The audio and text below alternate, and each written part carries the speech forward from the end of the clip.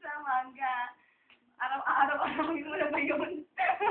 Huwag gano'n. Isang upuan lang yun ko na. Sa akin, kinuha ko ng 3 araw para matapos yun eh. So, saka yung tubig doon. Yak! May tubig. Huwag mo titikman yun. Kasi saka, Hindi ko nakatawakan yung camera. kailangan ko ng piso na rin. Nagpapapili talaga ako. Para sa documentary ko. At saka, salamat dun sa lemon. Kasi kahit hindi ko sinabi yun, hindi ko talaga mag-get lahat ng panty ko nabasa ko. Nagtapaka ako kasi lahat ng nabasa ko may warning lemon. Hindi ko talaga nag-get yun eh. Hanggang nung sinabi mo sa akin nung simula ng January, nung palaro, nung may tracklist pa nga si Elsie nun eh. Ayun. Memorable.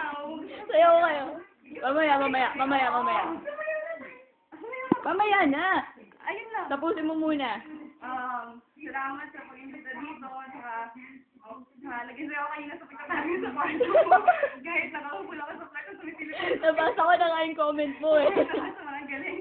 Ayun lang, ingat. Saka, sana next year din ulit. Tapos, mayroon ulit overnight sa island ko. Para happy.